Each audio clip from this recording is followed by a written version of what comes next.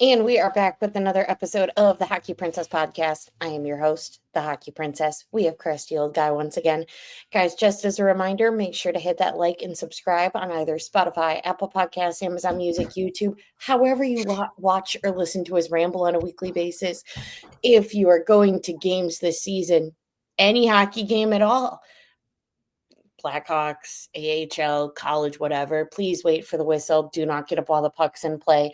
And to the dad sitting next to me during the game this weekend, teaching his kid to wait for whistle, shout out to you, Dad.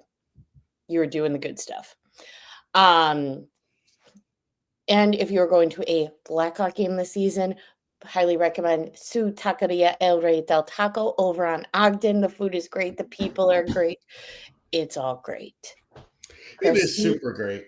well, let's get into it. We have a lot of things in the NHL world. First off, we've got a couple of injuries. Big one for New York Rangers. Adam Fox is out for a bit. Not too long, but enough that, it's definitely a dent for the New York Rangers. And then other big injury is Nathan Walker out for 8 weeks with the St. Louis Blues. That's definitely a big dent, especially because the St. Louis Blues aren't entirely doing so hot at the moment. Other one that is slightly concerning but not concerning is Connor Hellebuyck being out for the Winnipeg Jets. You figure this is the time to do it because he will be, back for eating some good pasta come February, which is really important to Team USA because Connor Hellebuyck will probably be the starter. But it's definitely put a dent in Winnipeg right now because having Connor Hellebuyck in net versus not having Connor Hellebuyck in net are two different things for the Winnipeg Jets as we're seeing right now. Oh, most definitely. And I picked up their backup, and he hasn't done so well. So I think it's going to be a tough road to hoe for them. I'm sure they'll stay within striking distance of the playoffs, but that's a big loss. Definitely a big loss. But, as other people have brought up, this is like the first time in a while that Connor Hellebuyck's been out. I mean, usually he plays. He really hasn't had like a major injury that has sidelined him, at least for the past couple of years. He's been the starter playing, they weren't really running a 50-50 in Winnipeg for the past couple of years. So this has kind of been like the first big one that's taken him out for a bit. And it's not even anything huge. It's something laparoscopic, something with the knee, but it seems not as invasive as some other injuries. I don't know. I'm not a doctor. Either am I. I'm sure it's a clean out. That's why he's able to come back halfway quickly, and I'm sure the decision was made. Much rather do it now. That way he can play for the Olympics. And if it's something's bothering you, you want to get it taken care of before the playoffs anyway. So no, totally makes sense. Jumping to, before we get into some speculations with the NHL, jumping to outside of the NHL really quick. We got the World Juniors coming up, Krusty. We do? I know we talked about it a little bit because the 2027 city came out. But I realized this, at least this year, because we talked about it last year, of course, every time that it comes up on the calendar year, we really haven't explained what is World Juniors. Oh. So, guys, World Juniors is a lot of tiny tots playing hockey right after Christmas. So it usually starts about December 26th on Boxing Day and then runs till like the end of the first week of January or like the second week of January. It's kind of that wonky in between. Usually because these kids are younger, I think the cutoff is 20. So, college kids are not playing for their school during this time. There are, the CHL kids obviously go to play for World Juniors. But it's really cool. It's another just international platform for these younger kids to play on, for them to be seen on. This is definitely one of the major, competitions throughout the year that folks get noticed big time. Obviously, it was World Juniors technically 2022, 2023. Last time when Connor, lit it up with Team Canada.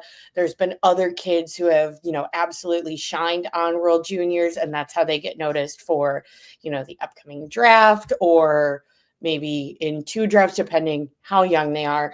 But it's usually, like, I want to say 17 to 20. 20 is the cutoff point. So they're usually within draft eligibility or right after draft eligibility. I will say for World Juniors, though, for like the 18, 19-year-old crew, usually if they're playing in the NHL, they are not going. Or even if they're kind of in that weird flux, they are not going. This is primarily kids in juniors, or kids that haven't hit that, professional stature level yet. It's going to be very exciting. The Team USA preliminary roster came out, not just a speculation, but like Team USA, this is our beginning, I need to make it down to 30 names by whatever. And Put a Spell on You is listed for Team USA. Team Canada has announced that they will release their preliminary rosters December 8th. So we have a little bit of time. Big thing with Team Canada is, is John Mustard going to be on it? Is he not? We shall see. What about Banneker? Not that I've heard. Is he Canadian? Yeah, he's got to. Okay. There's no Again, a terrible. With that name, there's no way that kid's American. Okay, another classic bad decision on my part to ask questions that nobody knows the answer to. You figure, by year 3 of doing this, I would have learned not to do that. But he's Canadian. I'm a slow learner. Well, why can't he be on the team? He can be. Okay. I don't know if he will. The big thing was, is Mustard going to be on or off? Gosh, I would hope Banneker's on the team. But I would hope so too. As we saw last year, Team Canada for the World Juniors doesn't necessarily go with the most logical of choices. There were quite a few kids that were left off their team last year that were even high draft picks the year previous that weren't even invited, that left a lot of people very confused. Yeah, and again, it's an important tournament, especially for Canada, for the U.S., and you can't have 4 offensive lines that don't know how to play defense. Yeah. Which, at that young age, everybody's pretty in tune how to play offense, but playing defense, not so much. So, each group, especially the U.S., Canada, they want to make sure that bottom 6 is able to shut people down somewhat. Hence, Put a Spell on You. Should be very entertaining. Like I said, this is one of the bigger, stages, especially for folks that are going into their draft eligible year, where they're able to just be seen. There's you've got one of our favorite prospects to talk about, Adam Guyon. Adam Guyon made an enormous splash the World Juniors prior to him being draft eligible. And I feel like that, elevated his presence in terms of being known by, teams. Most definitely, at least known by KD. So yeah, it'll be a great tournament. It's held in the U.S., so it should get pretty nutty. I'm looking forward to it. I'm excited. As always, it's an international competition, which means I got to go for Finland. So it'll be very exciting because they went to the medal round last year. You don't know that it's going to be always like Team USA or Team Canada up at the top. Weirder things have happened. Correct. So, but going back to the NHL, Christy, I had a topic for us to discuss, but then we got a question. What? Yeah. Who gave this question? Was it a bot? Is that No, what those things are called? Bots no, in machines? from a person. We have a question. Oh, okay. Well, Which we got to get right on that then. Which kind of ties into what I was going to speculate with you for a little bit. So, our question is, how important is the first half of the season, and what teams still have a chance, that aren't in that like Colorado position, maybe a bit murky right now, to make it into the playoffs? Whoa. Who asked that question? I don't need to know. I like to be anonymous with our fans. We got it from TikTok. We got a question. I'm not even on TikTok. What is TikTok? TikTok is where a lot of our videos are, Christy. I don't have to be on TikTok though, do I? No, you. I don't want to be. I do not want to be on TikTok. No, you do not. I soon might not be on the X, the Y, the Z, or the Facebook. I really would to unplug from all of this. Yeah. We could discuss that off the air. Okay, the question was? How important is the first half of the season? We'll start with that first. As we talk on the show, the first 15 games are kind of a fluke for absolutely everybody. If you're a great team and you're doing bad, it doesn't matter. If you're a bad team and you're doing great, it really doesn't matter. First 15 games are kind of just, everybody figuring themselves out. You may be a team coming in with a lot of injuries, like your Florida Panthers. You may have new coaching, like Chicago, like New York, and, the team's kind of getting adjusted to, just different systems.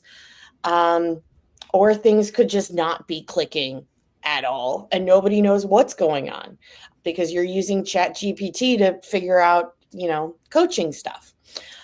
So first 15, yeah, that is happening in the NHL, Christy. That's frightening. It is frightening. Okay. Should go up to the Saddle Dome and tell them to stop it. Well, it's not working. No, it's not working. I can tell them that, so maybe start there. It's really the butt of the joke is the fact that it's not working. So first 15 games are kind of just whatever.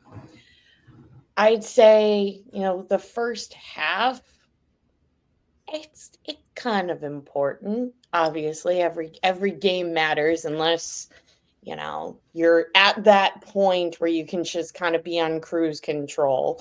But I'd say it's important, but I would definitely put the second half of the season as significantly more important. But I still think that it matters. I think if you're a really, really competitive team, it matters less. If you're a team that's kind of in that middle area and you're trying to make a push to jump over and capitalize on maybe some teams that are in cruise control, it matters a lot. Yeah, I would definitely agree with all of that.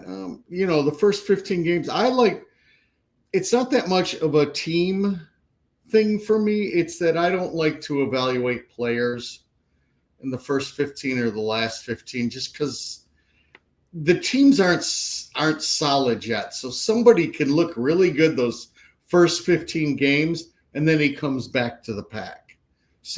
And so with that being said, there's always talk around American Thanksgiving, and I don't know why we're using American Thanksgiving and Boxing Day and everything. We are Americans.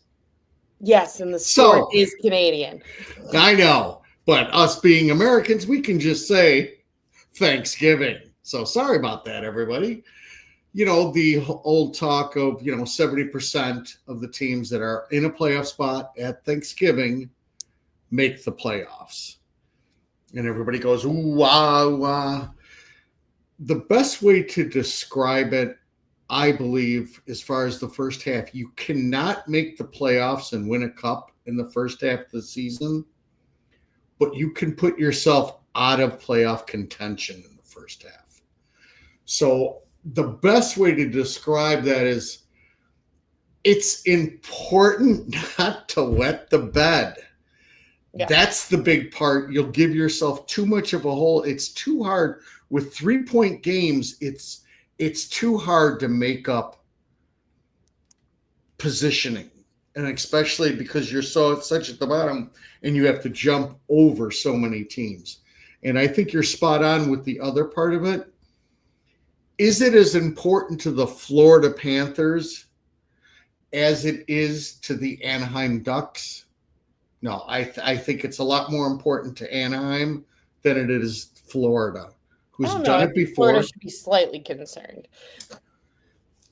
Again, especially this year, which has been the talk of everything is so jumbled. Florida is 5 points away from being the worst team in the league right now. Correct? And 6 points away from a playoff spot. It's just they're 500. Everybody's 500. Yeah. It's, I thought you had people on your last podcast and they hit the nail right on the head. You have Colorado, who's wiping out everybody, and then everybody else who seems to be beating up on each other. Yeah. So there's a whole middle of the pack. You definitely can lose it in the first half.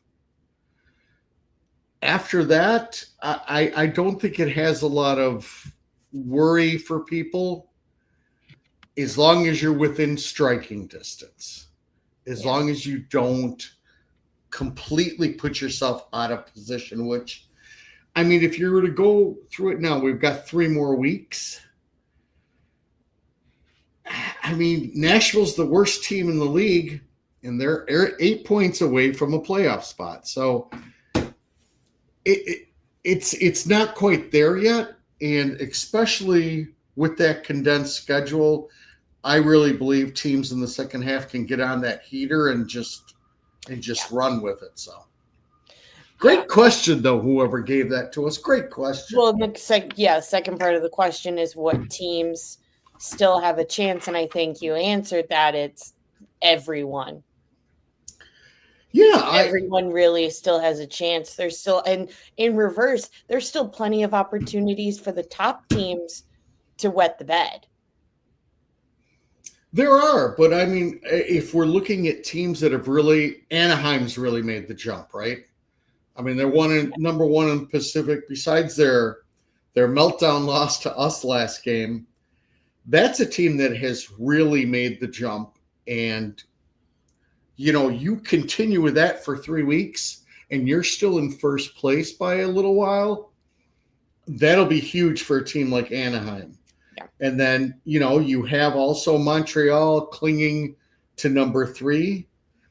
And after that, it's kind of just jumbly jump.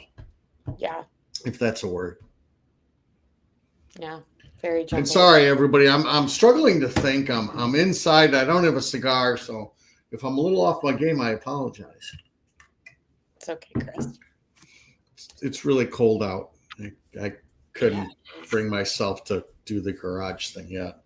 Us here in Chicago, it's that first really bitter cold that knocks us on our ass and really is very rough. And then we get used to it, but this, then I'm getting old. I'm sorry. Let's continue on.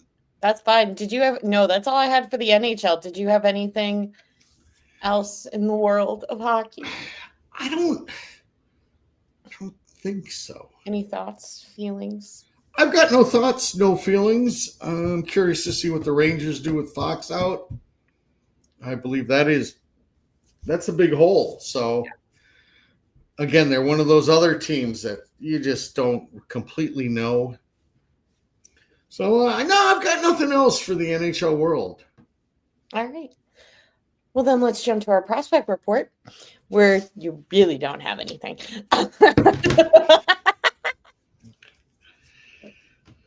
All right, for our prospect report this week, just as a reminder, folks, some college teams were on Thanksgiving break, so they didn't play. Some just straight up didn't do a bit. Some only had one game where they normally have three. Starting off with our prospect report, we have 2 assists with Jack Pridham out of the Kitchener Rangers, 2 goals and 1 assist, and a game suspension for Merrick Vanaker out of the Brantford Bulldogs this weekend. You've got 1 goal and 1 assist for Put a Spell on You, AJ Spellacy from the Windsor Spitfires, 2 assists and 1 goal from Nathan Bem out of the Kamloops Blazers, 2 goals from Vaclav Nastrasil out of UMass. Krusty's favorite guy to talk about. You got Roman Kansaroff with 35 points in 32 games. Absolutely insane. You've got 1 goal from the Anton Frundell from Drew Garden, and he did not play this week. But as I said during our Monday preview, guys, I'm off to the Lawson Lunatics this weekend to go watch Adam Guyon crush Western Michigan. It should be very fun. Okay. I'm now gonna do my usual speed bump stuff and ask questions that I don't know the answer to. What did Vanaker do? Unsportsmanlike conduct. Being what though? Was that MFing the ref or was it a Unsure physical altercation? Okay, we are unsure. We will make sure Hockey Princess gets that, and in our next podcast, she will report back to exactly why. Won't you? Oh, yeah. She's trying to look it up right now. That means it's, I'm supposed to do in this show is do a little filler, which that would leave me to talk prospects. And, well, I like mustard on my hot dog. I know that. I don't like ketchup. Oh, here we go with the report on after the buzzer threw a punch at somebody, and so they gave him a game misconduct for unsportsmanlike conduct because he went to go punch around the ref to somebody after the final buzzer. Okay, just boys being boys, but we need to have punishments out there. Yes, kind of rein in all that testosterone. Yes, and then some. Chris, do you got anything else for the prospects? Just like to ask. No. I thought you had me fooled for a second. One thing that I do. So Boston is not playing for a tiny bit, but I do want to put on everybody's radar that we have prospects versus prospects. The beginning of the year with Boston University versus UMass should be pretty entertaining. Getting to Rockford. Guys, Rockford finally won a game. Woohoo! Got Jackson Cates out for a bit with the hit that he sustained last week against Texas. We had a Kevin Korchinski healthy scratch this weekend. That was weird. What game was that? That was Saturday. Huh. Or no, not Saturday, because Saturday was the snow. Yeah, it was then Friday. No, he played Friday. Then it would have been. We will get back to you on that, but I believe he played Friday. I went and looked it up after you told me he was out at scratch. And yes, he did. It's hard to get the ice time from Rockford, but on his stat line, all zeros and 1 shot. So I believe he did play, but maybe he was like a ghost out there.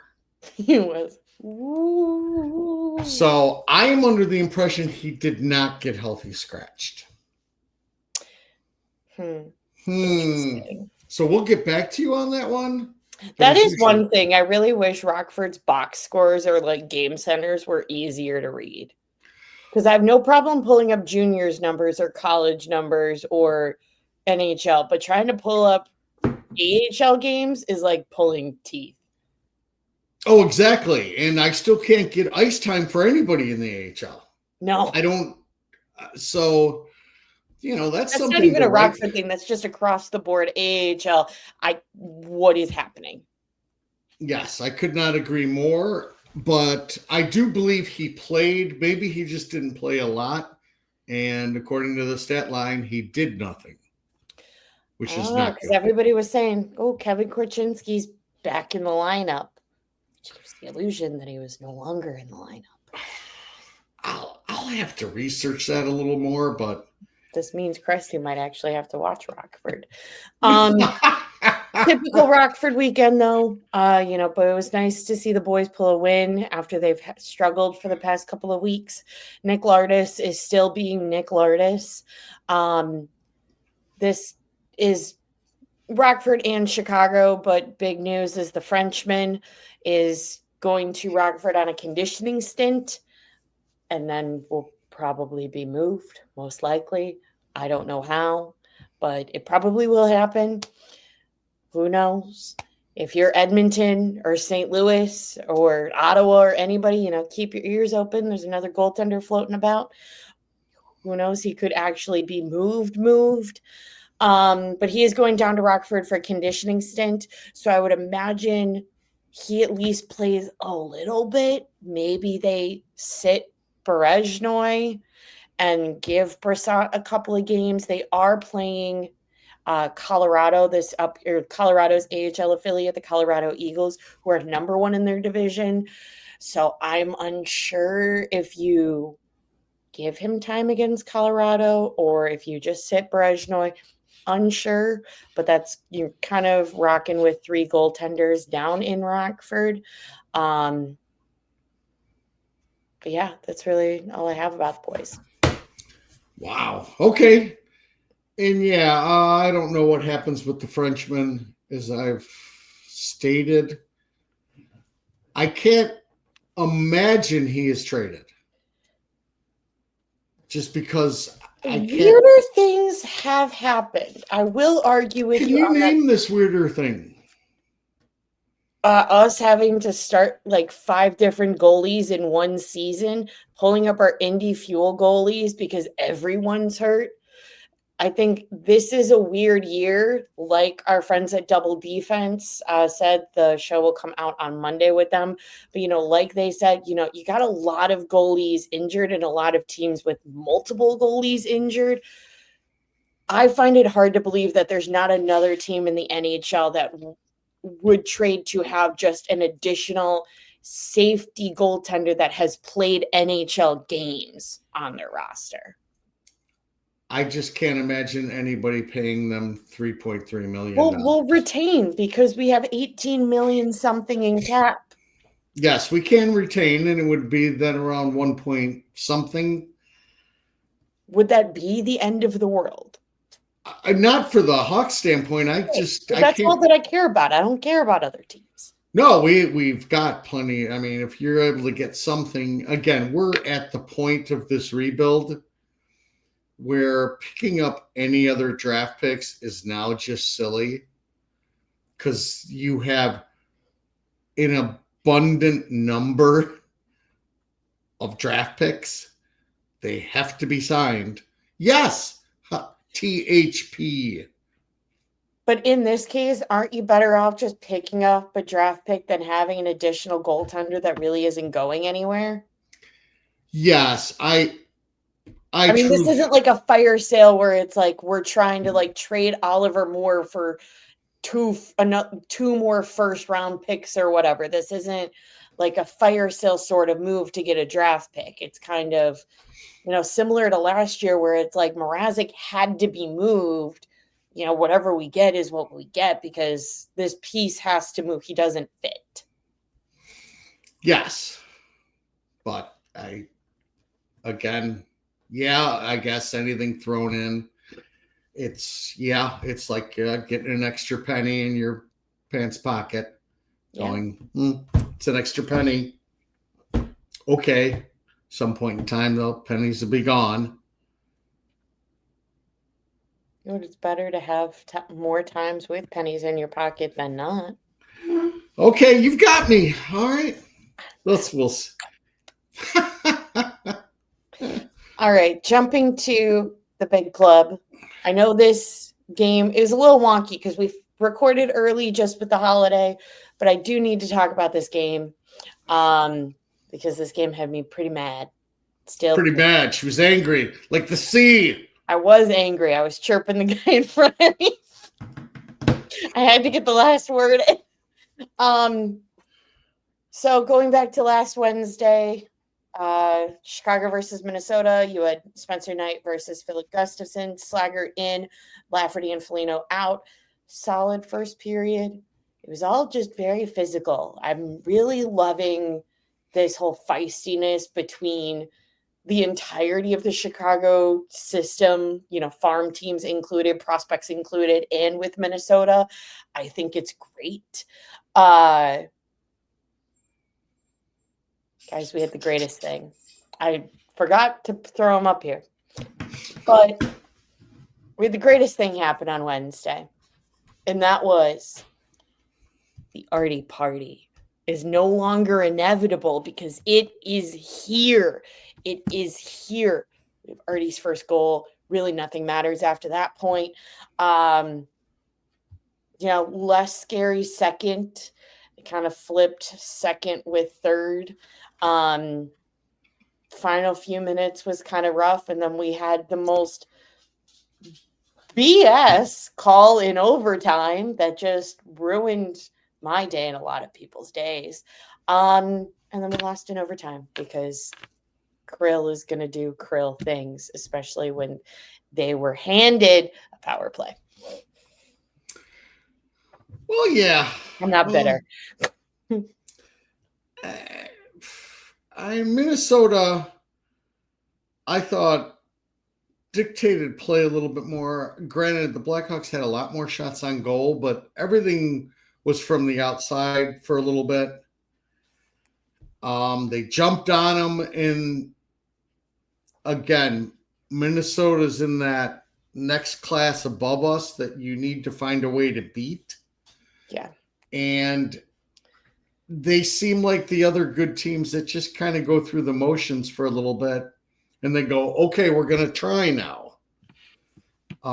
Artie's goal was the thing of beauty, weaving his way all the way in front of the goaltender and then flipping up a little backhand. Silencing the haters.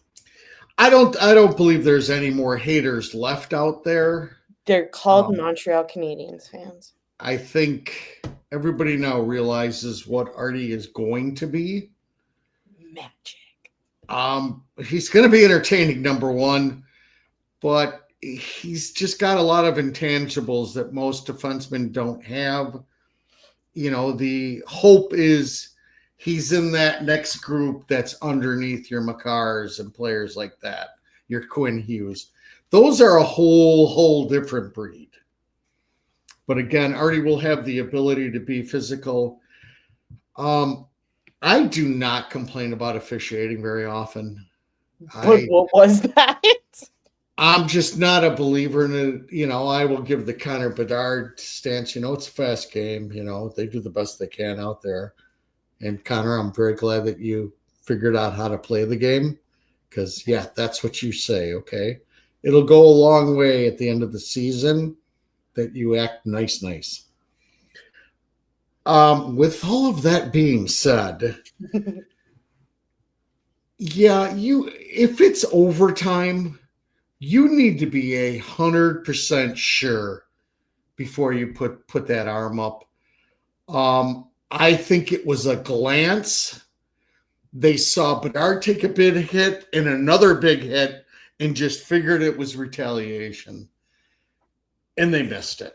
And I do love Bedard's comment where he's like, I don't know because I got flattened. Right.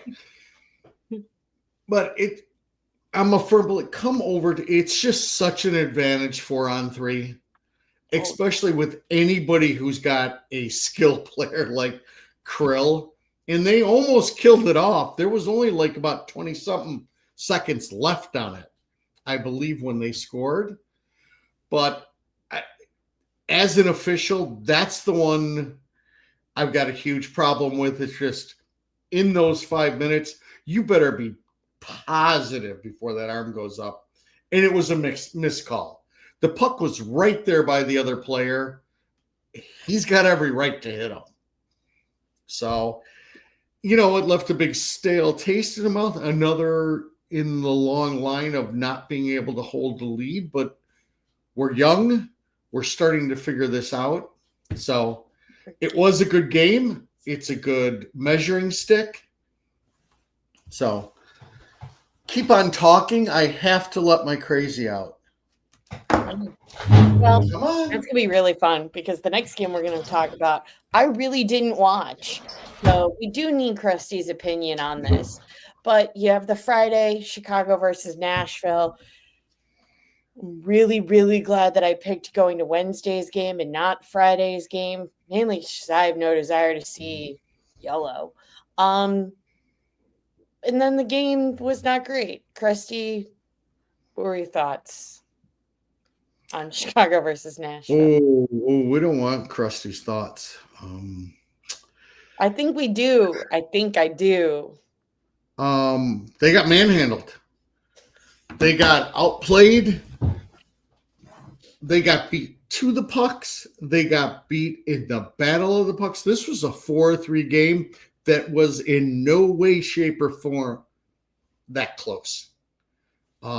It's the first complete. That was a stinker. There's just no other way to put it. I haven't seen them get outplayed that much in every battle for the puck in a while. Not even last week against Buffalo? Well, Buffalo was just a shit show, but it was as bad, except for some reason, probably because Nashville's even less offensively talented, that, it was only 4-3. We got a lucky Tavo goal at the end, which Tavo now has 2 lucky goals. The puck just seems to find him right in front of the net without a goaltender in front of it. It's beautiful. Hey. But just yucky. I got to watch some Matthew Wood, and I believe he's just going to do nothing but improve for the Nashville Predators. Mm-hmm. But this was a game that you needed to get 2 points in, and you didn't even get a point. Again, we'll go back to, we'll be saying this all year. It's just, you're a young team. You need a killer instinct. How they weren't ready to play, I have no idea. I truly have no idea.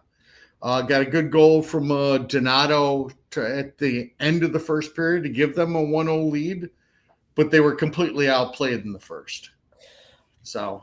And granted, it's only happened 2 times, but it's happened within close proximity to each other.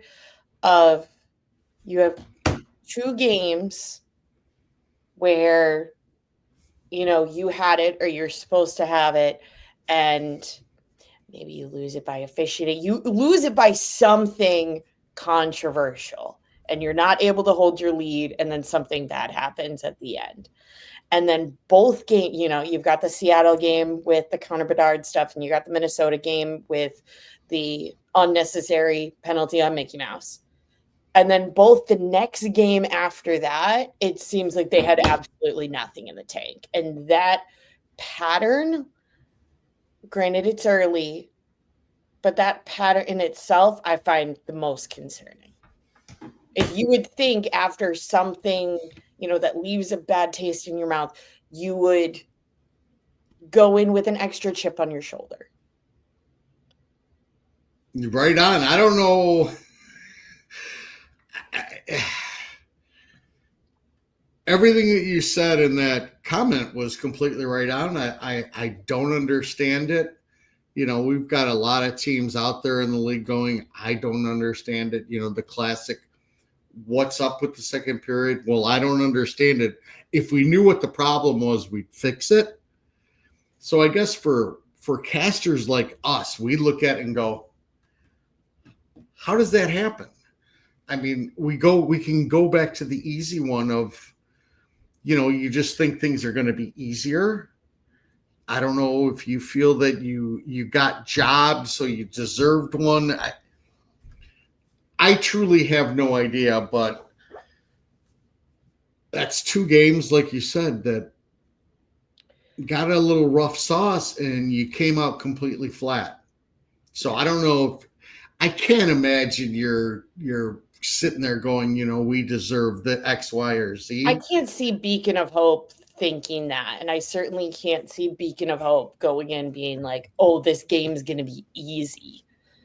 Also, because Beacon of Hope has been around the block enough with not great people around him, where nothing's easy. You're in the NHL, nothing's easy. Right. No, I think,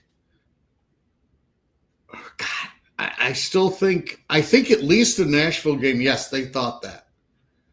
They figured that's a bottom team. There won't be a lot of pushback. And, these guys have all played hockey long enough to know that everybody's pride's on the line every shift.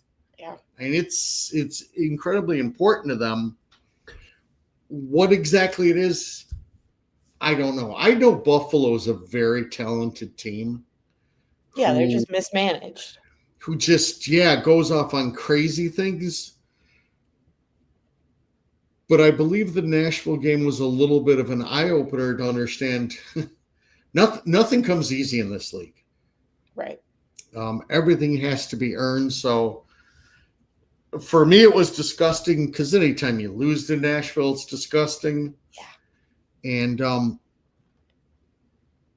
for the idiotic gentleman who was in the row in front of me, who decides that, yes, with 1 minute left, you need to be first in line to get yourself some nachos or something.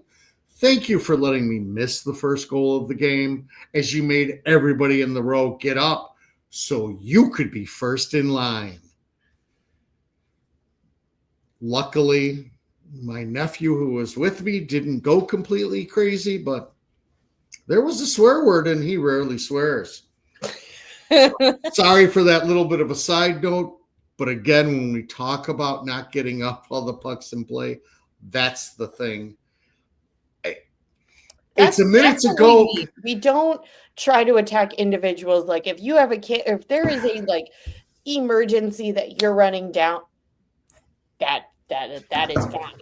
If you need additional assistance, additional time getting down the stairs, and that's why you're going to, that's fine.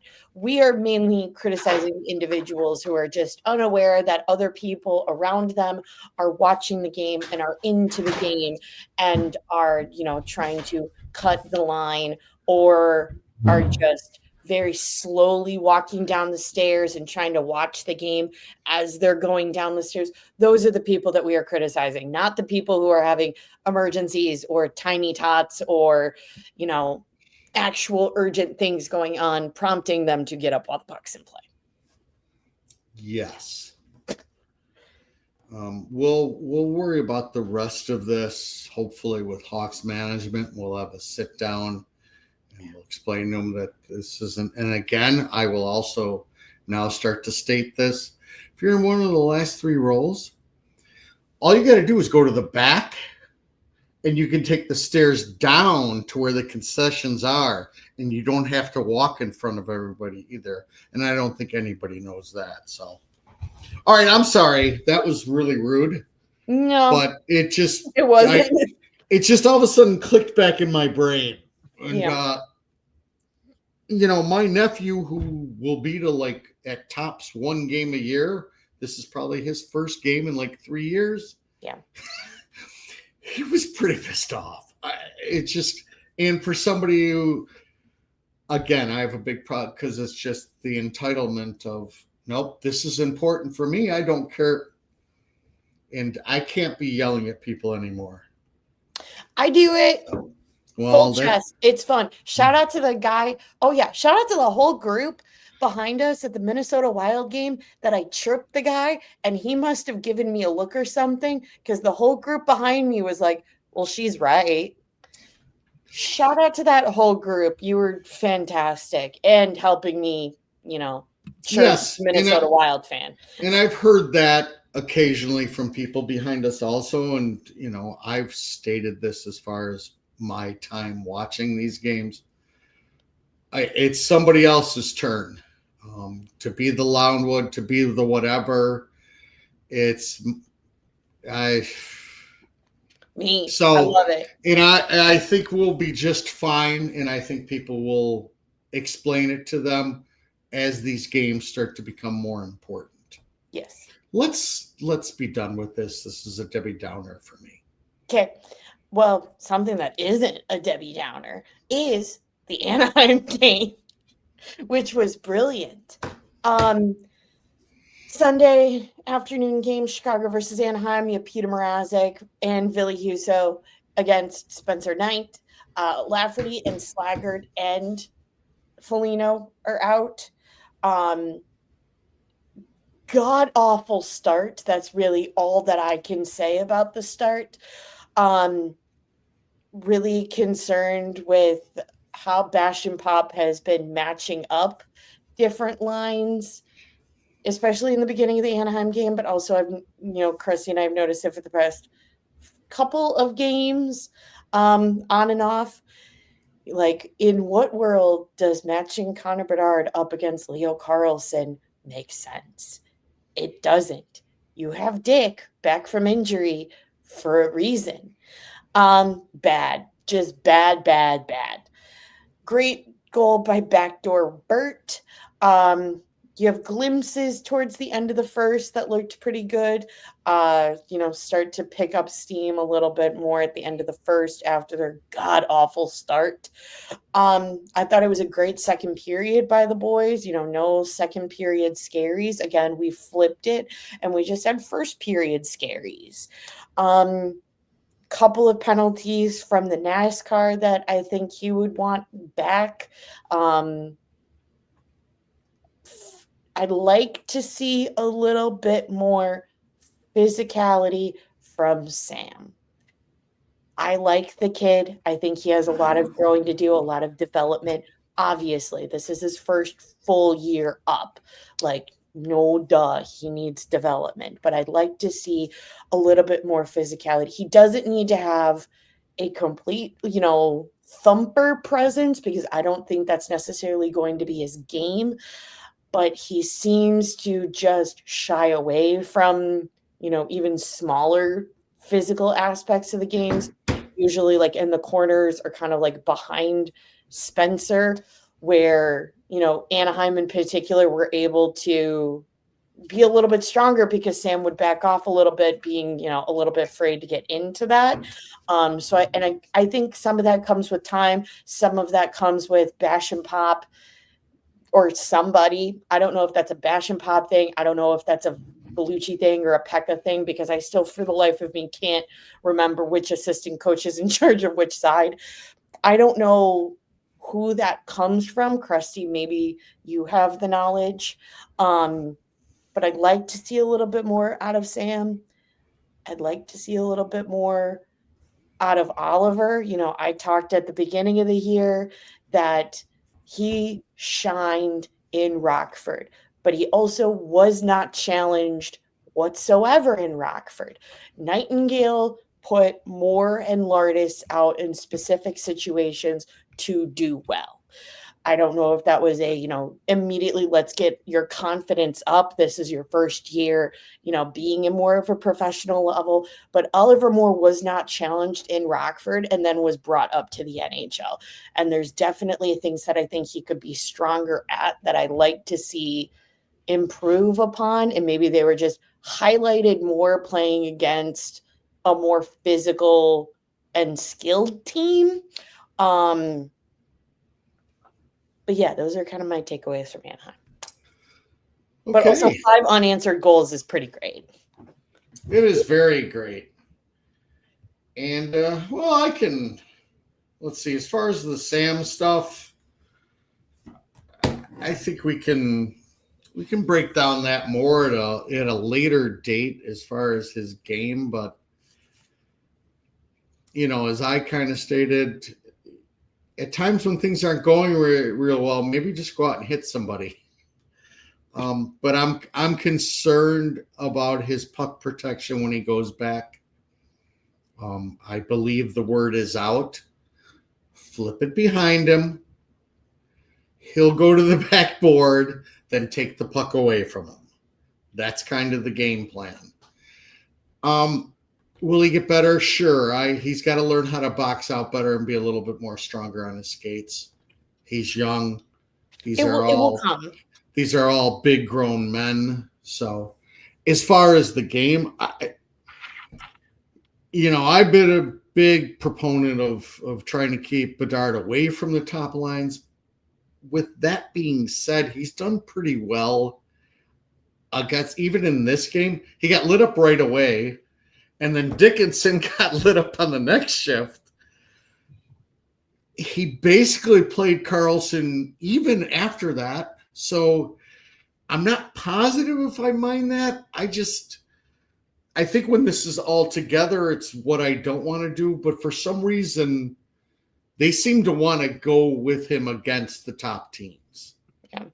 The top line, I mean. So, it was 2 goals in the first minute, and then Kreider with one at about the 10-minute mark, and you figured it was over. And they came back. They showed a lot of fight. The one thing that they do pretty well is when they need a power play goal, they usually get it. Granted, it usually comes from one guy. Backdoor Bert. Bert seems to be able to do that. And it felt like Anaheim controlled the play a decent amount. But what the Hawks did really well was they counterpunched, and when Anaheim made a mistake, they made them pay. It was great to see our guy Gang Green putting one in, so everybody can get off his case saying this and that. What is this? Why are we Ryan Green haters all of a sudden? I mean, not on our show because we love the Gang Green, but what is this? I think it's more of you want a top line finisher and this and that. And well, we don't have one of those yet. He might be in Russia. He might be in Rockford, but right now we don't have that. And again, Ryan Green does a lot of these centerman things and kind of lets Connor do Connor things. So it does work, at least in my eyes. Isn't that ideally what you want? You want a guy up there who's solid enough in his own position that Connor can just be Connor. I feel like that was the problem for the past couple of years is we didn't have anybody skilled enough that meshed, or maybe it was just the line blender or whatever, that Connor could not be Connor. Connor had to be everything. Yes. But everybody, again, jumps forward right away. And I think part of that was he hit like 3 posts. He's getting very good looks. And so you're just like, finish it. Finish it. I watch other players in the NHL. They can finish. And again, he's 21, I think. He's also a kid. So I get when people go a little... because I'm noticing that that's kind of the way everything is. We're a very reactive society. And for me, I know what he brings to the table. Big brain. I enjoy the way he gets open ice for Connor. He's very good on the transition. He's very good defensively. Do I see him being a top line player with Connor? No, I believe on a scary good team, he's a third line player that scares the crap out of other teams. That goes, oh my God, this line might outscore our top line. So, but it was good to him. I mean, it was a great pass by Connor, and he just buried it, and that was good to see. Colton Dock's goal was very good. And again, things got chippy. And, there was a lot of back and forth between McTavish and Connor Bedard. And then everybody finds out they're best buds too. Yes, they are best buds. They both expect to win. They're both very proud Canadian kids who don't take a lot of shit. Nope. So that's just the way it's going to be. Connor has shown that he's not taking, as he put it, not taking any more crap this year. And at some point in time, that's going to go south a little bit. And somebody, I think that's why the Blackhawks have been so quick to defend anybody. Just so if teams are thinking about roughing them up a little bit more, we don't care. Then we'll come after you and we'll sort it all out later. And that's kind of what you need to do. Yeah. Again, another good goal by him, a great empty netter. One hell of a comeback. It would have been awful to let that continue and then hit the road. This was a stop the bleeding, man. That looked like you were going to lose your 6th in a row. That's awful. Sure. So, again, Spencer Knight, nothing really that you never really looked at it and said, oh, geez, that was awful.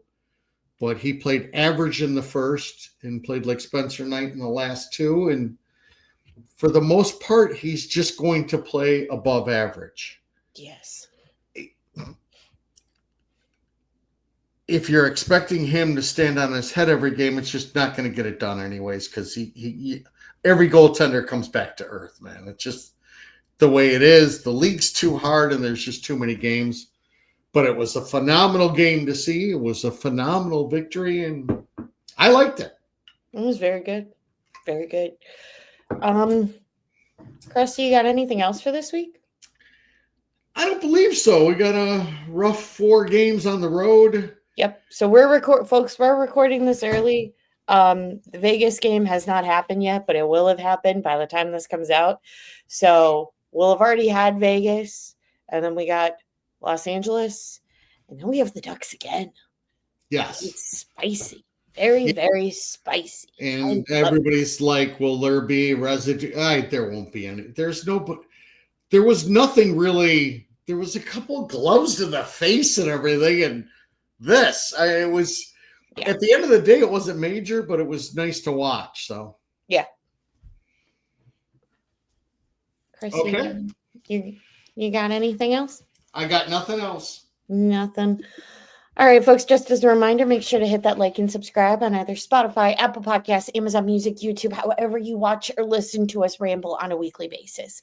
If you are going to a game, any hockey game at all, as we have said many times this episode, please wait for the whistle. Do not get up all the pucks in play. If you are going to a Blackhawk game this season, highly recommend Su Taqueria El Rey del Taco over on Ogden. The food is great. Everyone who works there is great. And it's only a couple of blocks from the United Center, guys. It's getting cold. If you do not want to pay an ungodly amount of money for food inside of the United Center, they're only a couple of blocks away. That is all. And we will talk to you guys next week.